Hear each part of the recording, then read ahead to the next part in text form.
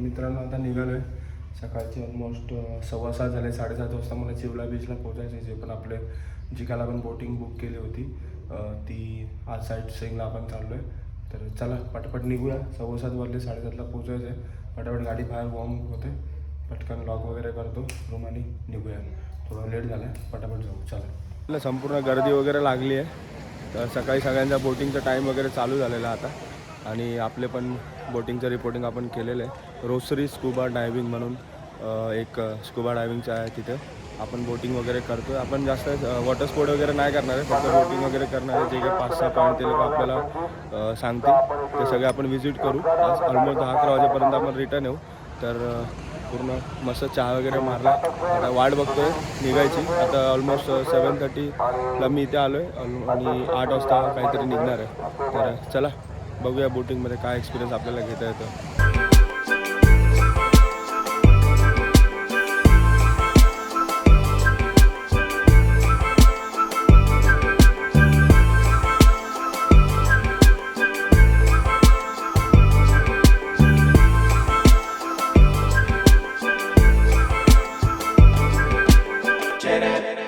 तिकडे जो रेड कलरचा एक आपल्याला टॉवर दिसतोय तो द रॉक गार्डनचा बॅक साईड आहे. तिथे संध्याकाळी ना लहान मुलांचा फाउंटन शो वगैरे भरतो आणि अशी काहीशी आपली बोट सैल करतात.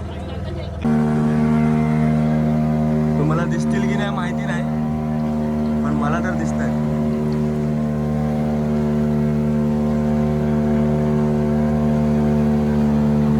ते बघा, आता इथून झूम करू शकत नाही मी. मस्त ना, एक 10-12 डॉल्फिनचं कळप आहे. तो बघा, ते पाखरं वगैरे वरती फिरतात ना, एक्झॅक्ट त्याच्या खाली. एवढं मोठं आहे. हां दिसते ते का? हां व्हिडिओ किती आहे नाही का? व्हिडिओ करून टाकू. बघूया आला दिसतोय की वर उड्या भरतील दिसते की ती सगळं माणसं जाईल दिसतोय. मग वाटत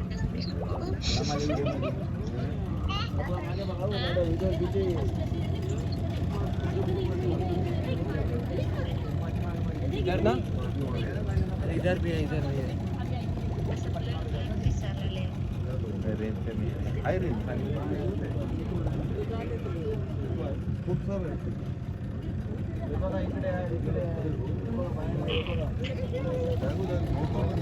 पूर्ण चारही साईडला डॉल्फिन आहे. काय बोलतोस? तेव्हा पूर्ण बोटीच्या ना चारही साईडला डॉल्फिन फिरत आहेत, पण थोडेसे लांब आहेत. हा जो तुम्हाला आयलँड दिसतोय याचं नाव आहे खवडा रॉक आयलँड. आता याच्यावरती आपण उतरणार नाही आहोत, फक्त बाहेरून एक राऊंड मारून आपल्याला तो दाखवणार आहे.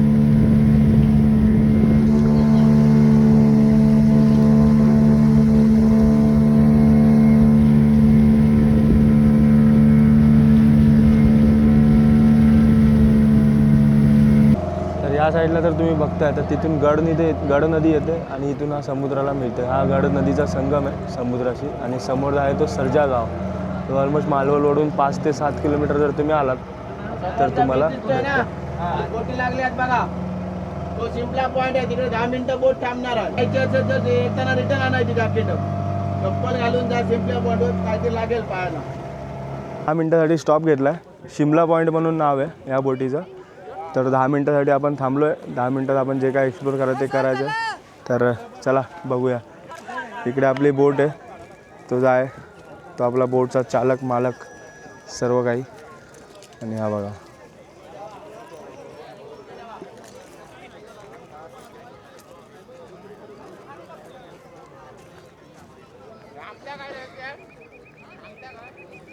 हा शिमला पॉईंट. तर तिकडे जे बघितलं, हो चालेल ठीक आहे. तिकडे जर बघितलं तर तो आपला शिमला पॉईंटचा बीच आहे त्या साईडला आणि तिकडे आहे ते सर्जा गाव.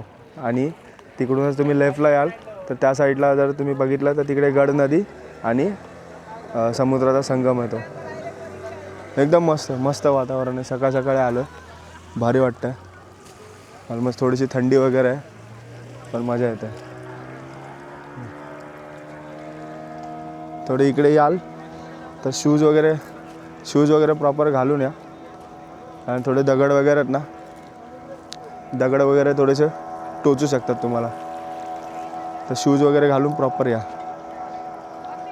मी नाही घातले, ती चुकी केली कारण मी ऑलरेडी भिजलो होतो त्याच्यामुळे. पाणी बघा.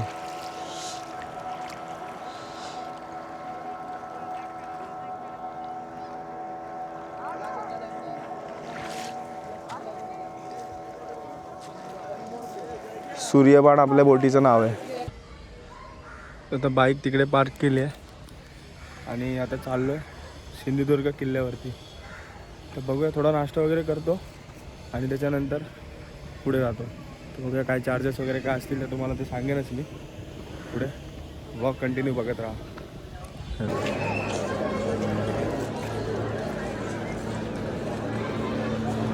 तर तिकीट जस्ट काढलं आहे आणि ही बघा लाईन. ऑलमोस्ट 1-1.5 तास लागेल आता लाईनमध्ये जायला आपल्याला. संपूर्ण बोटी वगैरे लागलेल्या आहेत. जसा जसा नंबर आहे तसा बोटीत जातो, तुम्हाला पुढचा प्रवास दाखवतो. तर प्रवास आता सुरू झाला आहे. बोट पूर्ण भरून गेली.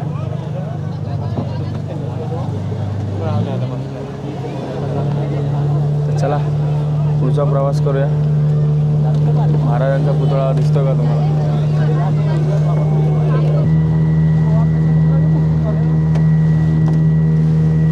तिकडून आपण आलो बीचवरून. एक स्ट्रेटच आहे, समोरच किल्ला दिसेल तुम्हाला. एक 10 मिनिटाचा रूट आहे. 10 मिनिटाचा रूट आहे. त्याच्यानंतर परत आपल्याला रिटर्न जायचं.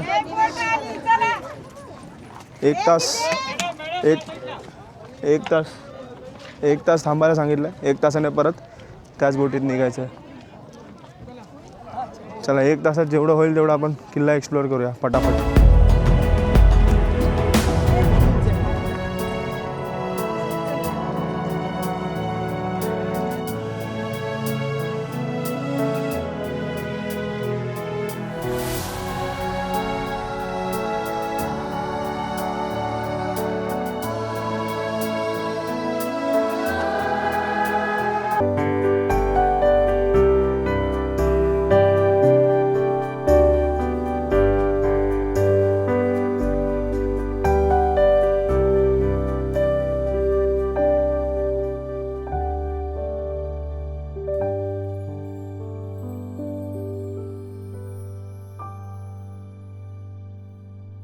तर आता आपण जे बघितलं मागे ते शिवाजी महाराजांचं शिवराजेश्वर मंदिर आहे. शिवाजी महाराजांच्या दुसऱ्या पुत्राने हे बांधलं होतं इकडे.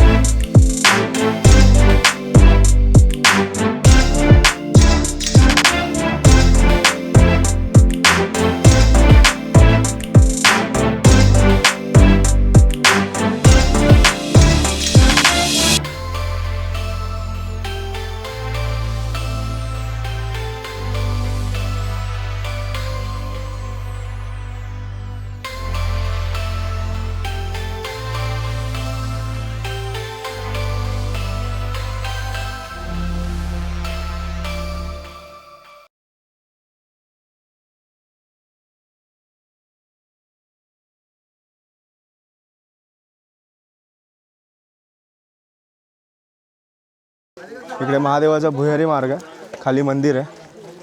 तर चला मंदिरात पाया पडूया.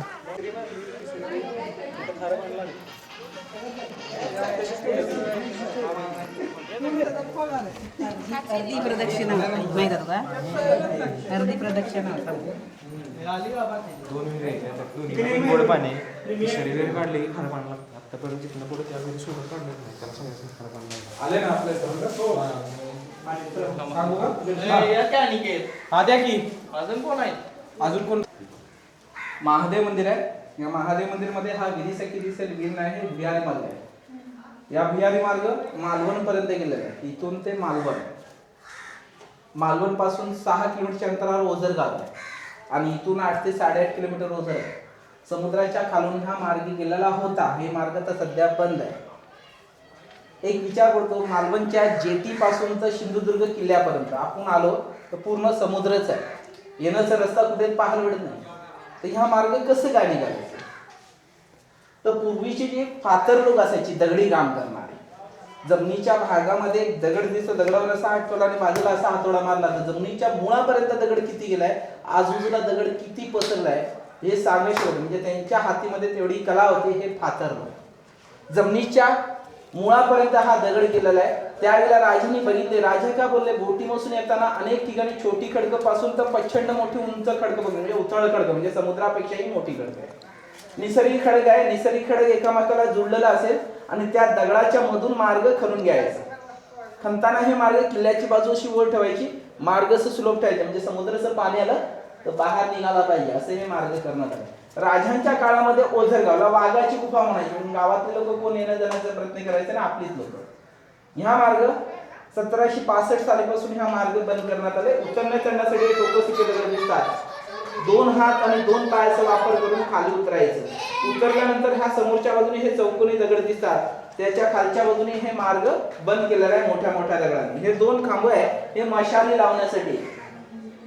मशाली लावायचं. दुसरं काय, अडखतं तयार करायचं. या 2 खांब्यांवरती प्लॅटफॉर्म तयार करायचं. प्लॅटफॉर्मवरती पूर्ण लिपण करायचं, म्हणजे तुम्ही तिथून बघणार तर पूर्ण रस्ता दिसेल आपल्याला शिवलिंगाने. बाहेरून बघणार तर मंदिर दिसणार नाही, अशी डिझाईन करण्यात आली. घराचं बांधकाम. पूर्वीच्या काळामध्ये मुघलांचं भरपूर राज्य चालायचं. मुघल काय करायचं, मंदिरचं डिझाईन दिसली तर मंदिरावर तोफ चढवायचे, तोफ फोडून टाकायचं, मंदिर उडवून टाकायचं. म्हणून राजांचा विचार होता का पुढच्या पिढीला ह्या दिसू नये आणि मंदिर कळू नये, म्हणून तशी ही डिझाईन करण्यात आली. आणि त्या कारण मुघल लोकांना माहिती पडलं तर बाहेरून बघणार तर ते पायरी पण चढायचे नाही, तर मंदिर कोसळणार कारण आपला शिवलिंग आपल्याला व्यवस्थित सेफ राहतं, म्हणून तशी रचना आहे. कोसळायला कारण हा रस्ता ओपन होईल, आपली मावळे लोक रात्री बेरात्री येऊन परत तिला ताब्यात घेऊ शकतात, अशी ही राजांचा विचार होता ना. तर आता हा सध्या मार्ग बंद करण्यात आला. या कुठून निघतो मार्ग? आता हिस्ट्री सगळ्यांनी ऐकलीच असेल गाईड करून,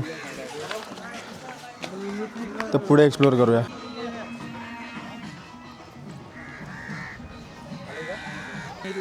या ठिकाणी आपण बघतो 3 विहिरी आहे. 3 विहिरींचे नाव आहे दूध बाव, दही बाव आणि साखर बाव. या दूध बाव समोर आहे, साखर बाव आणि दही बाव पुढे लागली. 3 विहिरींचं पाणी सारखंच आहे, नाव सगळं काही पाणी नाही. मगाशी मी तुम्हाला तलाव दाखवलं, तुम्ही अजून बघायला गेले नाही. जाताना ते तलाव अवश्य बघावं. तलावाचं पाणी बघणार तर तुम्हाला हिरवं हिरवं दिसेल. पण ह्या तलावाचं हिरवं पाणी का झालं याचं कारण काय, पूर्ण खडक आहे आणि खडकावर पाणी साठलेलं पाणी ते हिरवंच होणार, ते विहिरीचं पाणी हिरवत होणार. म्हणून राजाने त्यावेळेला आपल्या रोजिंदुलकरांना सांगण्यात आले पूर्ण संरक्षण करणं, ह्या त्याची डिझाईन अशी करावी ते पाणी योग्य तऱ्हेचे प्रत्येक लोकांना पिण्यासाठी भेटेल. म्हणून रोजिंदुलकरने काय करण्यात आले, 3 विहिरींची डिझाईन बघावे, सारखीच आहे, त्याच्यामध्ये काही फरक नाही. खाली फरक काय तर मूळ आकृतीमध्ये ज्या ठिकाणी पाणी साठते त्या आकृतीमध्ये बघायचं, त्या आकृतीमध्ये फरक आहे. काय फरक आहे मी तुम्हाला सांगतो. ही अशी आडवी आयत आकृती आहे, ती चौरस आकृती आहे. पुढे दाखवणार आहे ती अशी उभी आयत आकृती. असं का, तर सूर्यप्रकाशाचे जे ऊन आहे, दिवसातून पाणीवर ऊन एक वेळा पडायलाच पाहिजे, त्याची ही डिझाईन करण्यात आली. दुसरं, वारा लागतो तर वारं पाणीपर्यंत पोचायला पाहिजे, दिवसभर सावली राहायला पाहिजे. या 3 विहिरींसाठी रेन हार्वेस्टिंग म्हणजे पाझर तलाव 350 वर्षापूर्वी करण्यात आले. सरकारमध्ये आता ती आताची योजना आहे. 5वी तर दगड, जांभा दगडावर तुम्ही पाणी टाकलं तर सोचून घेत नाही, म्हणजे पाणी आटणार नाही. आणि त्या कारण बारीक बारीक छिद्रे असल्या कारण पाणी फिल्टरवर निघलं होतं. म्हणजे 350 वर्षापूर्वी आपल्या राजाने आपल्या लोकांची काळजी करण्यात आली. आणि तशी ही विहिरीची रचना. तर या 3 विहिरींसाठी 200 पहारेकरी राजाने ठेवण्यात आले संरक्षणासाठी. का ठेवण्यात आले याचं कारण होतं. काय कारण होतं? 200 पहारेकराची सूचना देण्यानंतर कुठचाही मावळा मजूर पाणी घ्यायला तो त्याला बाहेर उभा ठेवायचं. जसं आता आपण बाहेर कसं उभा आहे तसं बाहेर उभा ठेवायचं. त्याला खाली जायला द्यायचं नाही, त्याचा हांडाही न्यायचं नाही. आतमध्ये दोरी असेल, हांडा असेल, दोरी हांड्याने पाणी खेचून आणायचं. हांड्यातलं पाणी 1 ग्लास पाणी तुम्ही स्वतः प्यायचं.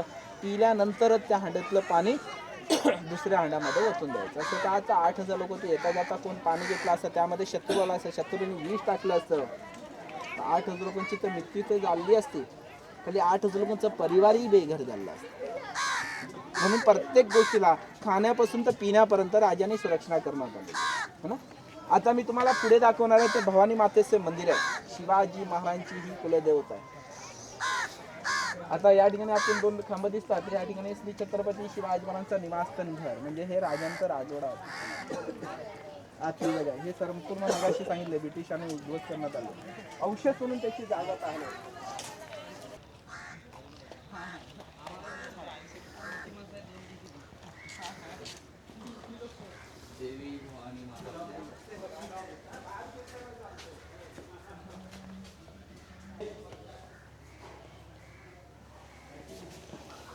तर आतापर्यंत तुम्ही थोडीफार माहिती ऐकली असेल. मी काय गाईड हायर केला नव्हता, पण एक छोटासा ग्रुप भेटला, त्या ग्रुपमध्ये जॉईन होण्याची संधी मला भेटली आणि थोडीफार माहिती वगैरे आपल्याला कळली गाईड करून.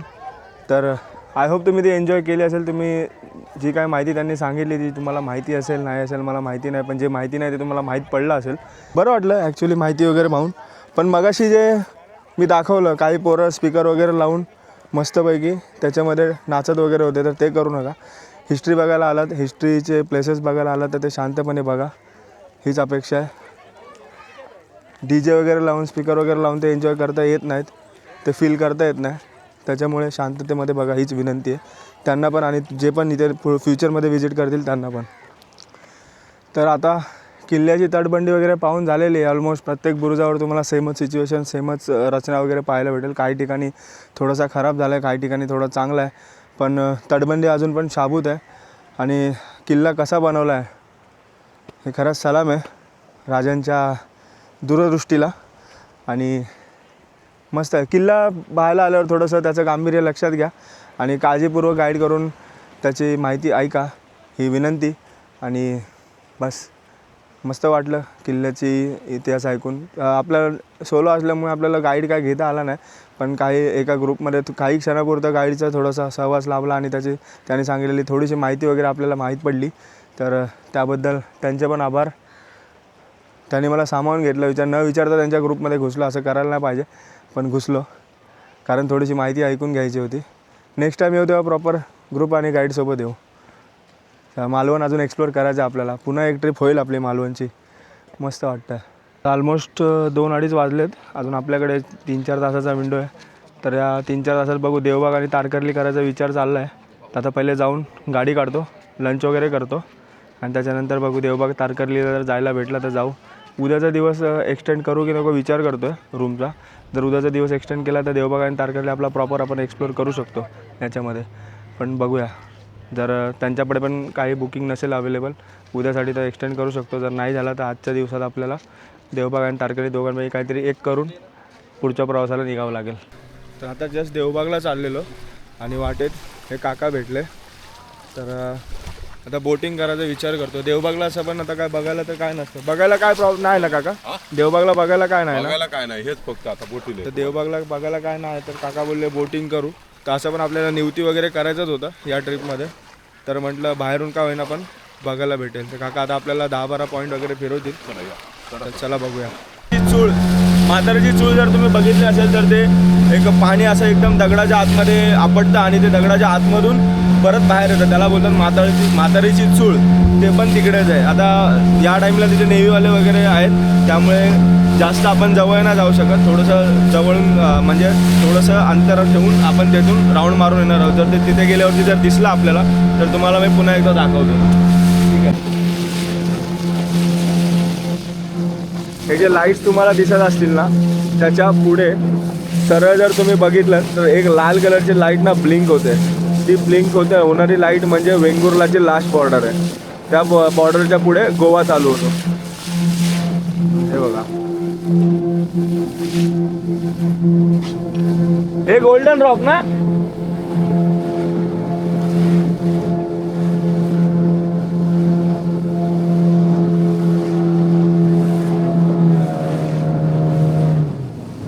तिचा मेन बीच म्हणजे हे ओके. समजलं ना, मेन बीच गोल्डन रॉकचा आणि ब्लॅक कलरचा दगड आहे हा बघा. हा तुला हा त्याच्या मधलं बीच आहे ना, तो गोल्डन रॉक आहे, मूर्तीचा बीच आहे.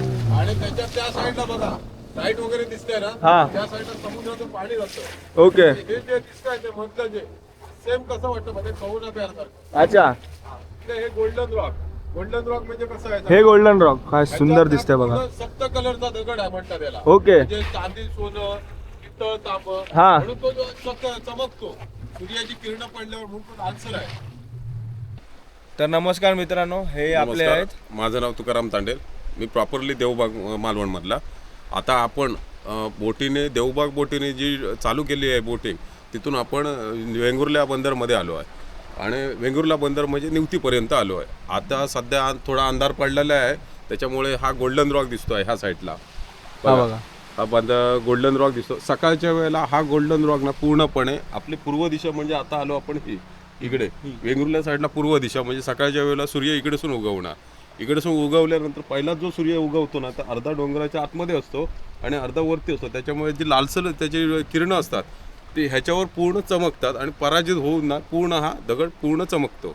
आणि एवढं वाटतं खरोखर कोणीतरी सोनंच ठेवलेलं आहे दगडाला लावून. एवढं भारी वाटतं सकाळच्या वेळेला. म्हणजे पहाटे कमसे कम इथे 6-6:30 इथे टच व्हायला पाहिजे, तर तो नजारा बघायला मिळतो. नाहीतर मग तो नजारा बघायला त्यासाठी मिळत नाहीतर नाही. मग इथे येऊन स्टे करायला लागेल नाहीतर निवतीला. इथे स्टे जरी केलात नाही तर किनाऱ्यावरून दिसत नाही तो. हा, इकडे यावं त्याचा लागतं. फायदा काही हा, नाही. हा. बोटीने येऊन बोट आपण कसं बाहेर ठेवतो ना, हा. त्याच्यामुळे तो नजारा बघायला मिळतो. किनाऱ्यावर येऊन काय जातं माहिती आहे, तुमचा फक्त दगडच दिसतो. हा, जसं आता सध्या आहे ना दगड तसाच दिसतो. बाहेरून कसं आल्यानंतर काहीतरी वाटतं, असं वेगळं वाटतं. म्हणजे इथून तुम्ही 20 किलोमीटर जरी त्या साईडला राहिलात ना, तरी तो लांबसून तुम्हाला असं वेगळाच वाटतो दगड. अच्छा, असं आहे. हे निवतीचं बीच आहे, प्रॉपरली निवती बीच आहे. कसं आहे म्हणजे ह्या निवती बीच म्हणजे कहूना प्यारसारखं म्हणजे एक फील होतं की इकडे ब्लॅक कलरचा समोर हा दगड दिसतोय, इकडे गोल्डन कलरचा दगड दिसतो. त्या साईडला पाणी आहे, तिकडे समुद्राचं पाणी आतमध्ये शिरलं जातं. त्या साईडला पाणी हा समुद्र मेन आहे. ते कसं एक कपल दोघे ऋतिक रोशन वगैरे तिकडे बघा हरवलेली तसा प्रकार आहे तो. म्हणजे आम्हाला सुद्धा सांगताना काकाने मस्त कवना प्यारचा रेफरन्स तुम्हाला सांगितलाय. तर कवना प्यारची जर मजा घ्यायची असेल कोणत्या कपल्सला, तर निवतीला येऊन तुम्ही स्टे करू शकता, नाही तर काकांच्या इथे येऊन स्टे करू शकता. काका तुम्हाला मस्त फिरवतील. चालेल. ठीक आहे. या. आता कुठे जाणार आपण? आता आपण इथून सिगल आयलंड म्हणजे जो समुद्राच्या कर्ली खाडी आणि अरबी समुद्राच्या मधोमध म्हणजे संगम म्हणतो, संगमच्या स्पॉटचा जरा 2 मिनिटं अगोदर तो सिगल आयलंड आहे. तिथे उतरून असं वाटतं की खरोखर आपण कुठेतरी ना हरवलेलोच आहोत. म्हणजे पूर्ण चारही बाजूने पाण्याने लाटा कोसळतात त्याच्यामध्ये. मी हे दादांना मी माझ्याजवळ जे व्हिडिओ आहेत ना ते मी शेअर करतोय ना, ते तुम्हाला इथे कमेंट करून दाखवणार सुद्धा. आणि रिअली काय आहे ते आम्ही प्रत्यक्षात बघतोच, तसं तुम्ही रिअली येऊन बघू शकता.